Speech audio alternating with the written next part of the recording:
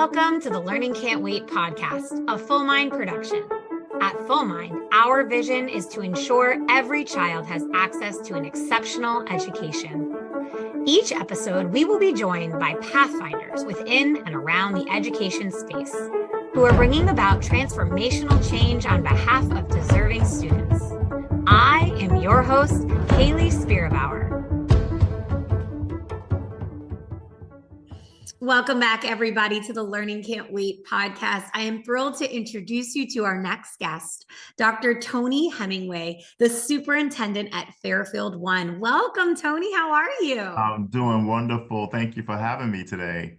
This has been a long time coming, getting you on the podcast. We met at ASA just a couple months ago, but I'm so excited for you to share your vision, your work, your expertise with our audience here. I'm excited about that. Definitely glad to be here. Good to see you again. Should we jump right in? Yes, absolutely. I'm ready to roll.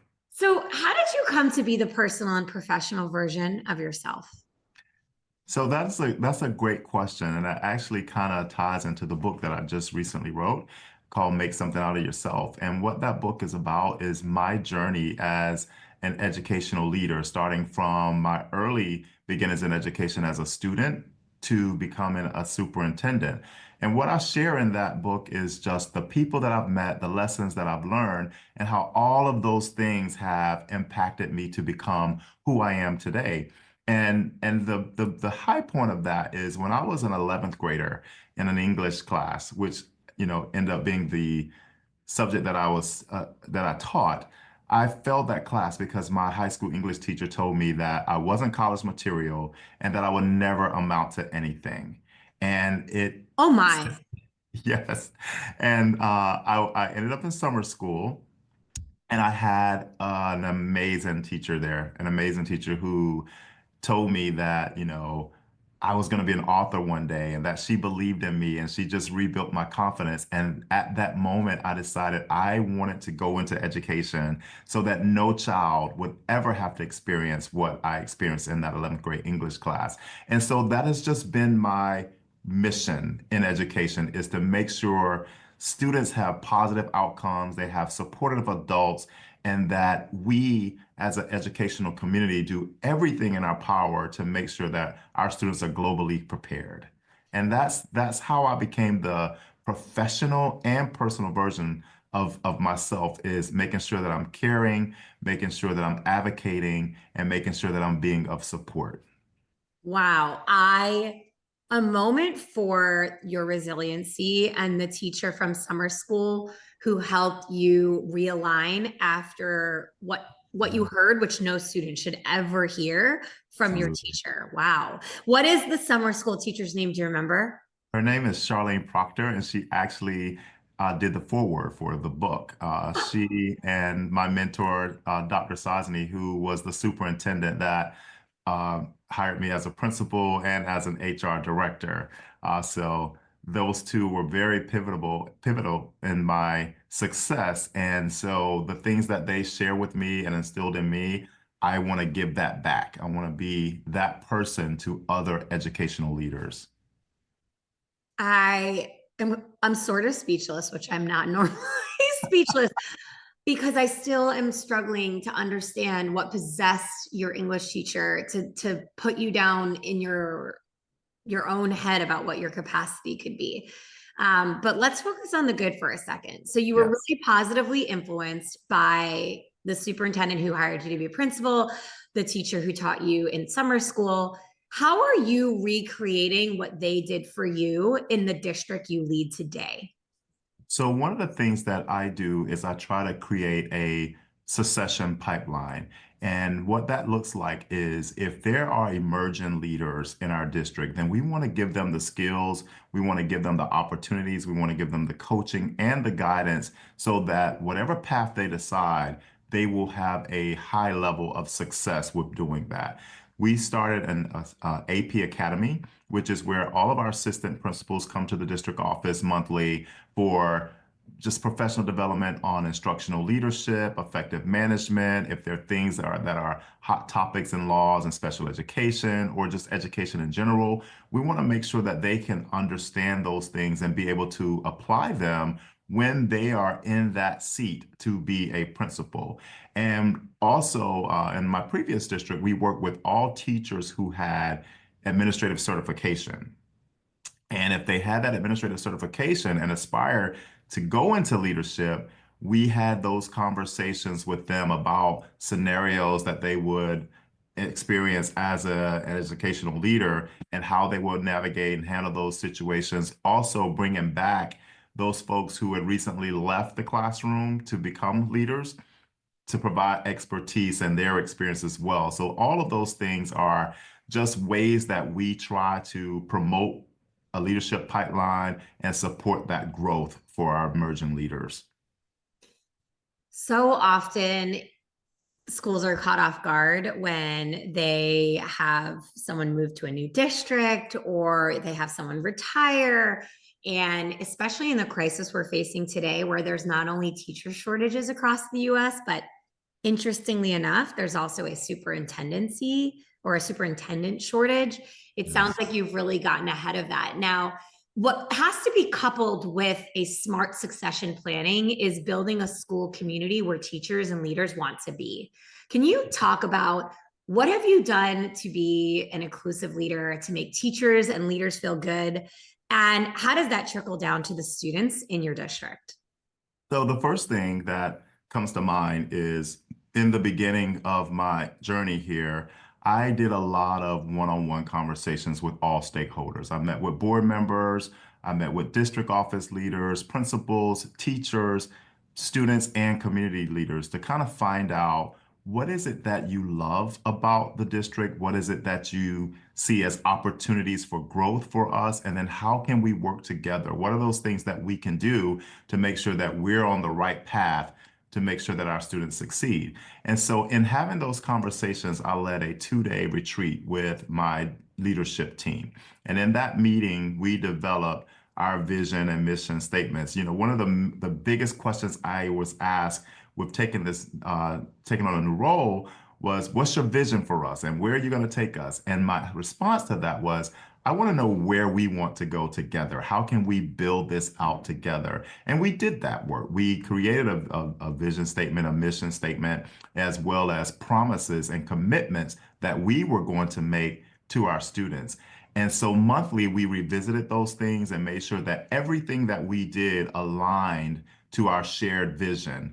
And that was one of the ways that I came in to build community with the stakeholders so that they understood who I was as a leader. I understood what were priorities for them and how we could do the work together. And we've done some amazing work that I'm very proud of that I feel leads to positive outcomes for kids. Okay, and there's something really important that you have not yet shared. And so I'm going to ask you directly about it, but you need to tell everybody what the SOAR Sofa is. Yes, so SOAR Sofa is a great opportunity for our students to come and share with me just their journey as a student. And so each school selects one student each month who have met the criteria of SOAR, which is seeking smart solutions, being on board with learning, acting responsibly, and respecting themselves and others. And so once those students are identified, they come over to the superintendent's office. We have a nice little pizza party. I kind of get to know them, and then they get to appear on the SOAR Sofa. And it's a one-on-one conversation. Sometimes we may take 2 students at a time, but it's really me asking them about how did they get there? What were those smart choices they made? How were they on board with learning? How do they act responsibly and how are they respecting themselves and others? And just to hear just some of the amazing work that our students are doing and their journey of self-discovery and how they interact with their peers and their teachers, it's just amazing how they're able to articulate that.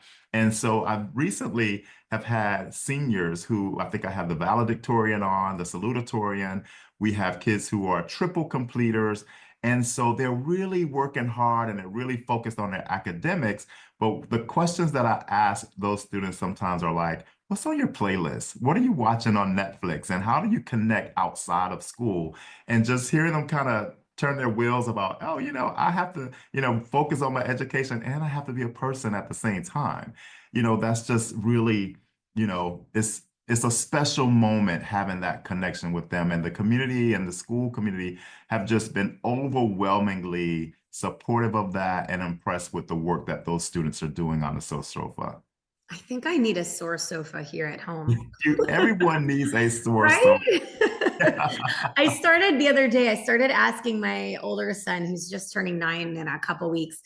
Excuse me. I started asking him questions like, what are some things you think mom and dad don't know about you? Or what are some Yeah. things that you think are special and make you unique? Like questions that are deeper than tell me about school today. How was the soccer Yes, game? How hard is your homework tonight? Like I wanted to like really get him thinking about himself as a person, that's which right. I mean, he's much younger than your high school kids, but if we Yeah, start well, to think there's, yeah, you start yeah. early. Yeah, and we have kids from as young as third grade. Oh, wow. And the questions that I like asking them are, who are your friends in school and what do they do, to show you that they're friends and what do you do to be a leader? I love questions about their teacher. What does your teacher do to make you laugh? And how does your teacher make learning fun? And just to hear those responses and hear them give a shout out to their teacher for just the work that they're doing in the classroom, it just gives you a bird's eye view of how meaningful those relationships are between teachers and students and what students' perspectives are as you go about the day to day of educating children. What are those words? What are those actions that spark meaningful memories in their minds? Yeah, we want kids to have positive associations with school when they think back. And for so many adults, school doesn't hold those positive associations. And this is something I've talked about before on the podcast. But, very often when we think about families that have trouble approaching school in the way that teachers and leaders want them to, meaning like showing up voluntarily, volunteering in the classroom, you have to remember that there are so many reasons why there might be an impediment to that. And your opening story is a good example of that. Not every kid has a positive association with school. And so building that and making meaning for kids of their lived experience every day is really, really powerful. Yes, absolutely. And, we have to, as educators, hold on to the fact that sometimes our interactions with students may be their only positive interaction that day. And we have a duty to make sure that we're providing those kids with opportunities for success, opportunities to be cared for, and opportunities to be supported. I'm going to switch gears for a second because being a school leader right now, amidst a lot of uncertainty with, changes to federal legislation and the federal government handing down different decrees, the Department of Education, I've heard is challenging. I'm wondering how you personally are approaching this certain climate that we're surrounded in right now and what direction you're taking the district to continue to thrive.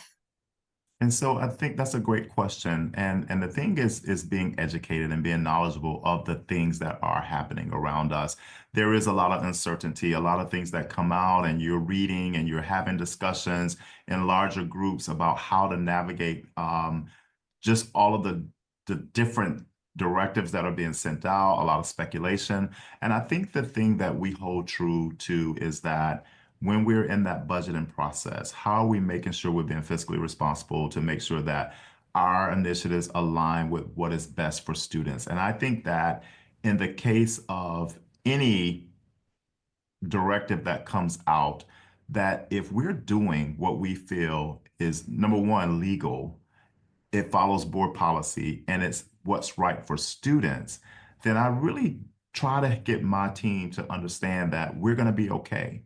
We're going to be fine as long as we are following those three things and that we are just kind of looking at the big picture of what does this mean for us right now? How does this impact us in the moment right now? And what can we do in this moment to make sure that our students are being supported and successful?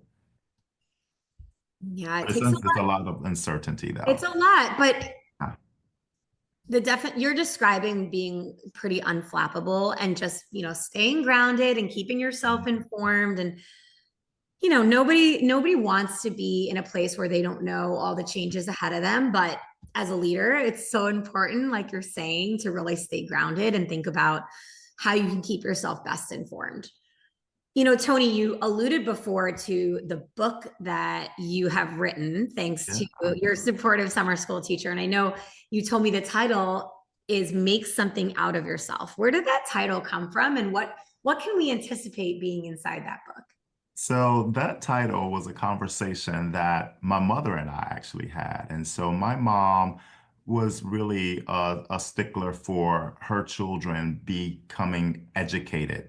And, my mom never finished high school. My grandfather was illiterate. So education was never really a focal point in our household. But what my mom knew was that having an education could open doors and set you on a path that was not so commonly achieved in our neighborhood.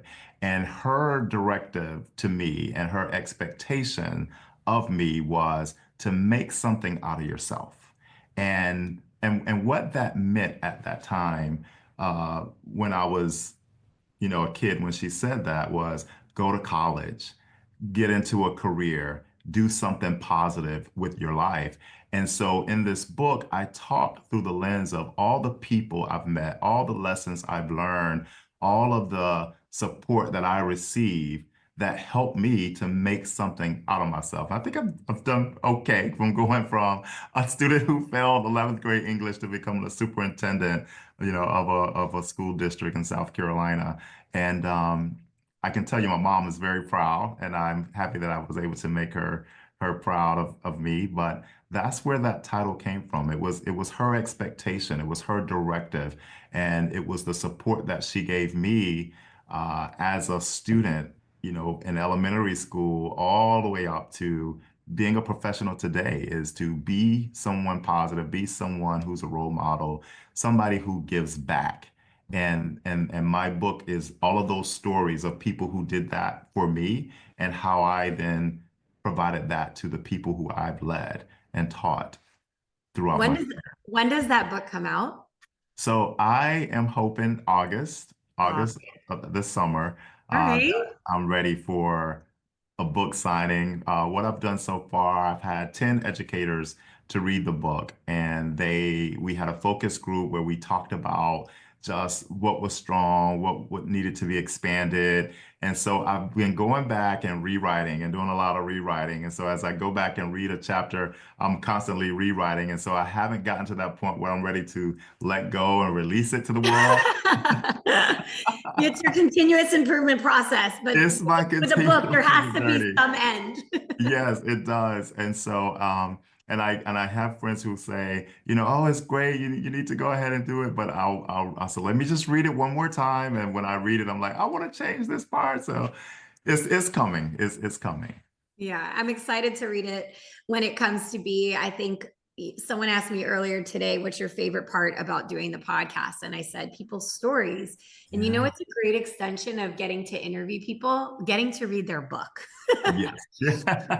So I'm excited for your book to go live because I really am. I want to hear more about what made you who you are today and the journey you've been on. So excited for Absolutely. that coming. And every holiday season I do a shopping list, like Hayley's recommendation from podcasting. Yeah. So if it gets released in August, when we have December roll around, our audience will be able to buy your book from the Perfect. list. Yes, absolutely. I would love that. Tony, you've done a lot of sharing here about why you are who you are, what you're building, why you're building what you're building in Fairfield One. And I'm curious, what has you really excited for the rest of this year? There's only a couple weeks left in South Carolina for school. What has you really amped up about how you're ending the year in your community? So this year, we've made a lot of positive changes and initiated a lot of practices that we feel are going to serve our students. And one of those things was an instructional framework and an instructional model for our teachers to deliver high quality instruction. Along with that, we also designed a way that our teachers could get support with being proficient in delivering high quality instruction. We have teaching and learning coaches that we instituted this year that go in, they kind of work with teachers, they do coaching cycles to make sure they're delivering, high quality instruction.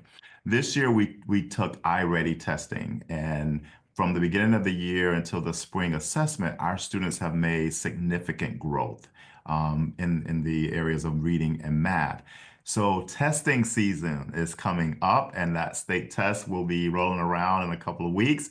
And I'm excited to see just how much the work that we have done translates to student success, and seeing how successful our students are when it comes to that. And I know that a test is one measure and one day, but it is an indicator of doing the right things for children. This year, we have a career technology education program, and we have a barbering program with that. And one of the things that we did, we advocated for our barbering students to have early testing, which would have them licensed before they left high school. And we had to go down to the license board in South Carolina at the state capitol and kind of advocate for our students. So not only did they approve our students, but all the students in the state of South Carolina were able to benefit from early testing. So now our high school students can leave high school as a licensed barber, which means they can start a career or they can start entrepreneurship. And so it's just those little small wins, those things that happen along the way, that's the reward. When our students win, that's the reward for us. And so by developing this instructional model and instructional framework, I want to see the results of that, which will show up in our students' academic performance. Yeah, this is really the crunch time for school districts. Yeah. At this point, yes, you could be doing preparatory, but it's really the culmination of all the efforts you've been putting in all year and for years prior to have students show what they know. Absolutely. Absolutely. I'm curious, for my final question, what advice you would give a teacher starting their career today, Tony? Education is one of those fields where we have a teacher shortage, and not many colleges are producing education majors or certified teachers. And so for those who are just embarking on a career in education, what I would say to them is stay committed, stay focused, and stay grounded, and know that your purpose is going to impact children and the future. And so find yourself a good mentor, someone who has been in the profession for a while, that has had success, and listen to those things that have helped to guide them on that path of success. Find a good leadership coach, somebody who can help you become a leader. Because even if you don't want to go into administration to become an assistant principal, district level, you can be a leader among the teachers on your team or in your building. And I think having that good leadership coach and a good leadership mentor is very, very important for that. Stay rooted in best practice, because the best practices are what will help our children win. And I keep saying that because I think we get into education for the betterment of our students and our student outcomes. And so stay rooted in best practice. Beyond that cycle of continuous improvement, never get complacent. And it's going to be challenging. It's going to be tough. It's going to be challenging.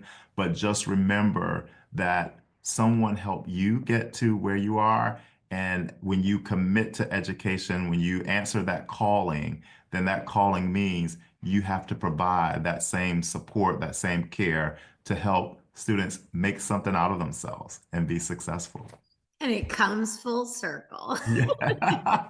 I love it. Dr. Tony Hemingway, thank you so much for sharing your time and your work Thank you. with our audience. It's been such a pleasure having you on the podcast. Oh, I've enjoyed it. It's great to see you again. I really appreciate the time. Yeah, and thank you for everybody who tuned in.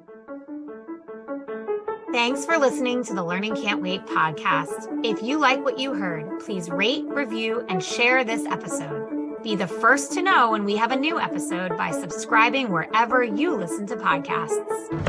If you'd like to be a guest on the show or have a suggestion for an episode, email us at podcast@fullmindlearning.com.